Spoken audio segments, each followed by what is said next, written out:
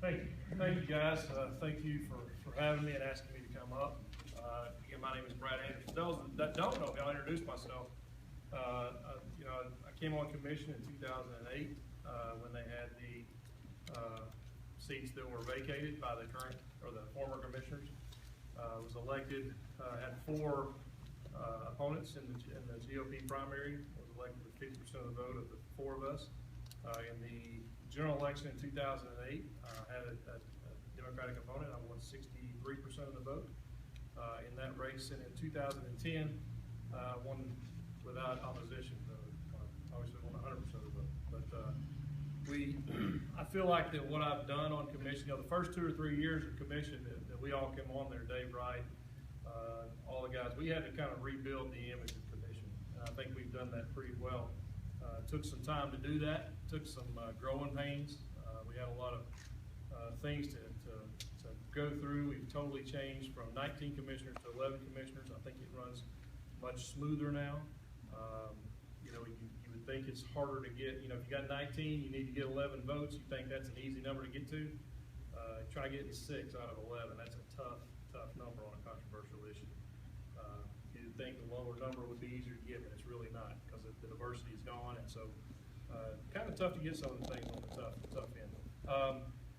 I have served as the chairman for the last 2 years. This will be my last year as the chairman. We have the commission rules are very similar to the voting rules. You can serve 2 years in each leadership position during your term. In my first term, I think I was on the commission 2 years and was elected vice chairman, and then a year off, and then came in as the chairman for the previous 2 years.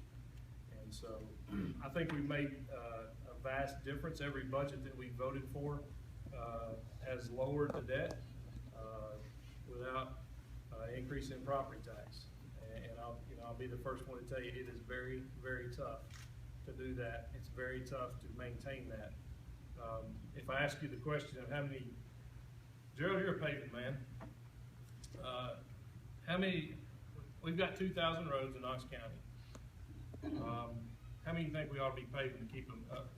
What's a good resurfacing should last on an arterial road? 18 years. 8 to 10 years. Currently, we're paving 30 miles a year out of 2,000. So we're on an 85-year rotation. And so we've got some tough decisions to make. We've got to do some things that we've not been doing.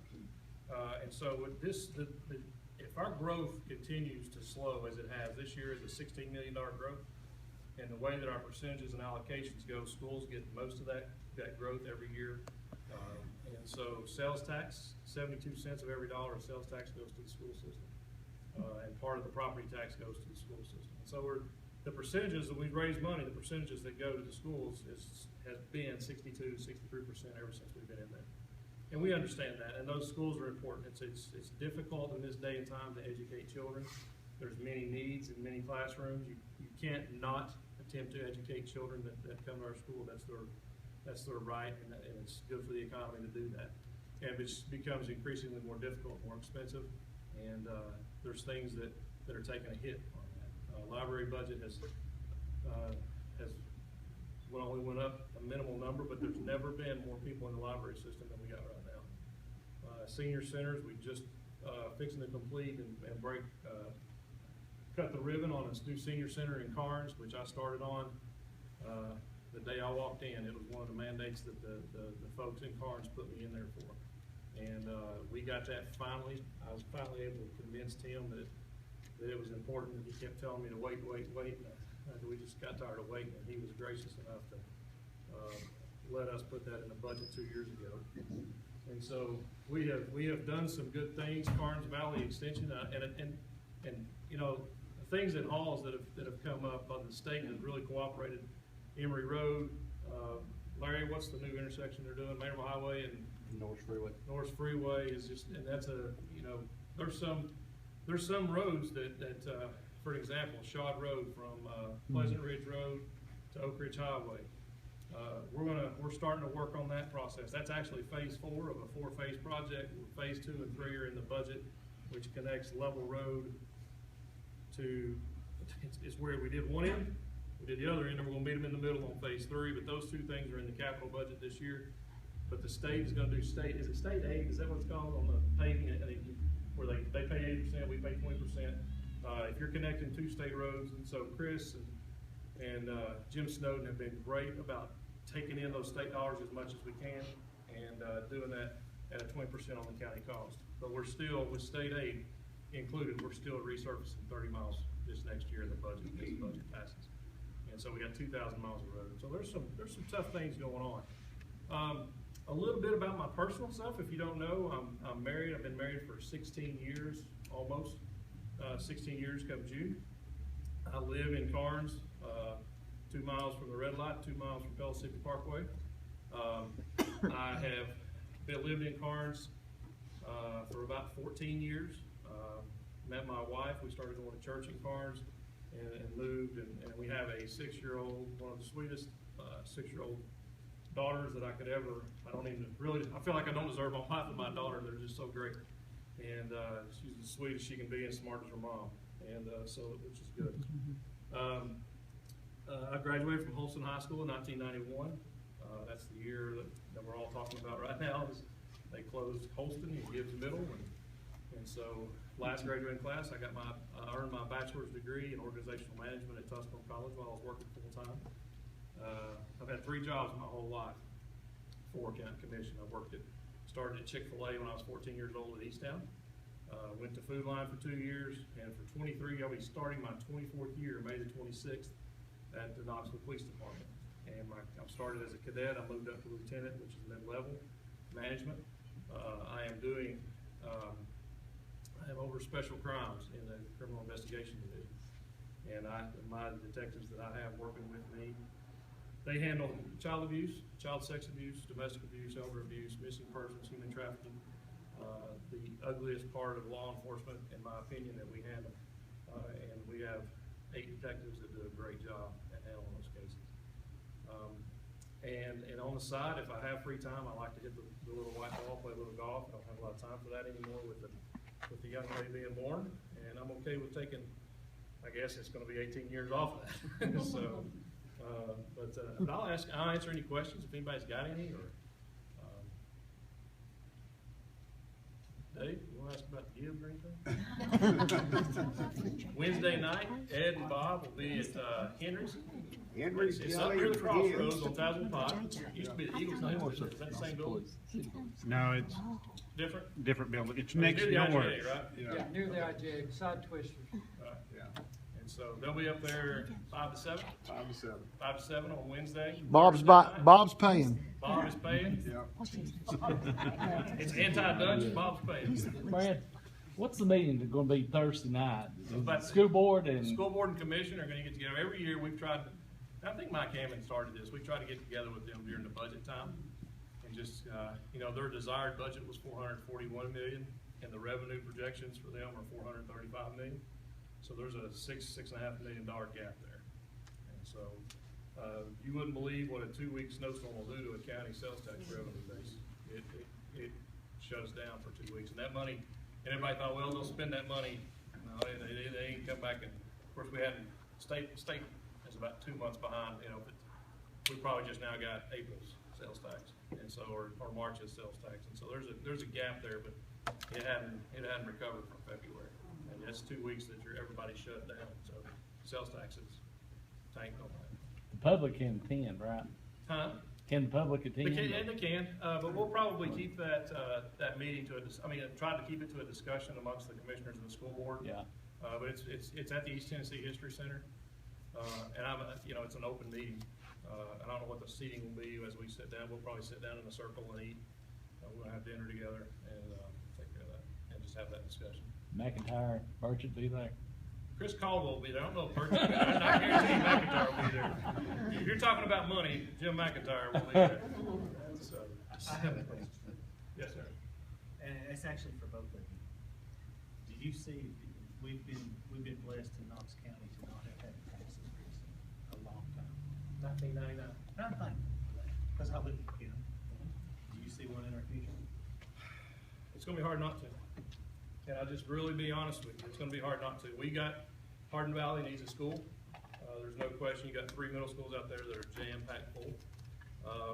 Gibbs And everybody says, you know, the numbers aren't there because if you look at all the rural high schools in the county, Powell, Halls, Carter, Farragut, Brian Hornback would say Beard is a rural, but all of them have What? There's only one school, Farragut. designated middle school.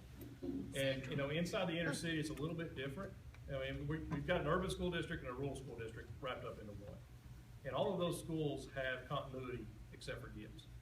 And so that discussion needs to be had about, is that best for Gibbs and is that best for the county? I personally think it is. I think they're growing. Mr. Smith just bought 300 or 600 acres, I mean. 400, just. 400 acres, and he likes to put about 3 on an acre. And so you add that up. Huh? 1,000 houses. 1,000 houses going up right down the road from Gibson High School. So, I mean, growth is coming out there. We gotta prepare for that. We gotta prepare our infrastructure for that. And so, to answer your question, it's closer than we want it to be. But we gotta do it smart, and we gotta do it that'll last another 16 years like this one. I have, let's let John, I say this for both of you. Do you see a tax increase for Knox County? I'm like Commissioner Anders, I don't see how we can keep from it. I think that the need is tremendous, not only from the schools that you pointed out, but I think we also need to consider some kind of incentives for the 2 professions that are instrumental to maintaining and progressing any society, and that's law enforcement and teaching. I think there needs to be some type of incentive to keep and maintain these folks. In fact, it's my personal belief that's something that needs to be looked at as soon as possible. I've not confirmed it, but I've been told that we've actually got nearly a dozen people working for the Sheriff's Department that are on food stamps, that receive food stamps of some amount. So I think that's pretty pitiful. So yes, I agree with Commissioner Anders. I've given it a lot of thought, and I've appreciated the commissioner's work, all of you, and the mayor's work in keeping the taxes low for the county. But at some point, I personally think it's inevitable. It's inevitable. And another thing, going back to employees, we're proposed a 3% pay raise this year. That'll be 5% over the last 6 or 7 years. There are some employees in Knox County that are taking home less money today than they were 5 years ago because of insurance premium increases. I'm one of them. So the Sheriff's Department is very much that way. And so you've got, I mean, you know, they went up 20% there for a little bit, but they've lost all of that. And insurance, I'll give you a brief idea. Knox County is self-insured, so we pay all the, I'm not on their insurance, but if I did and I filed a claim, if Buddy files a claim, the county pays the contracted price for that claim. There is no insurance picking up the bill. We pay them to manage and we pay them for their discounts. And so, we set aside $500,000 pay for medical claims for Knox County. Sometimes we succeed, we go over that. We've been over that up to $200,000. We set aside money in the budget to pay for that, but if it goes over, then you have to raise their premiums. You give them a raise in July and raise their premiums in January if you've done them any favors. And how much longer can you continue to? We've really made progress and had progress, and some of that is on the backs of the employees, and I don't think that's completely fair. Does anybody else got any questions? Yes, sir. What's the chances of selling the AJ? I think they're good. It's finding a place to put the downtown offices, the school board.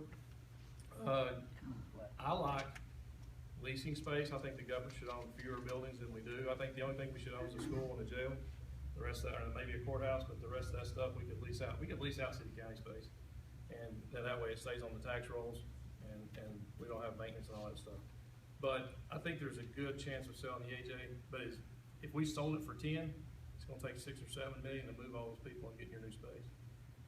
But you got the AJ back on the tax rolls and hopefully collecting 25% on the 40% on the property tax rate, 25% on the hotel motel rate.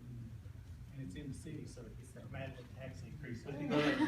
It's actually more expensive tax-wise right now to live in the city than it is the county. If you're in the city, your tax rate's higher. Your tax bill is higher than your county tax for the first time ever. Any other questions? Yes, sir. Talking about Jim Snowden, what's the status on phase two of Dry Gap, starting from up here at Cunningham, going through Sturkey Hills. You You know heard that? anything? I don't know that it's on the capital plan. Do you, Charlie? I didn't see it. It's not on the capital plan, so it's over 5 years out. Yeah. Unless something just, I don't think that connects two state routes, and so I don't see it coming. You got about, that, Shawd Road is about 14 million to build it. 2 bridges, 1 overpass over a train, taking out a train crossing, but it's about 14 million to build that. And that's not on the 4th phase. We don't know what the cost is on that. So Bill Dunn's gonna pay for that. So, any other questions? Thank you guys for having me. I appreciate it.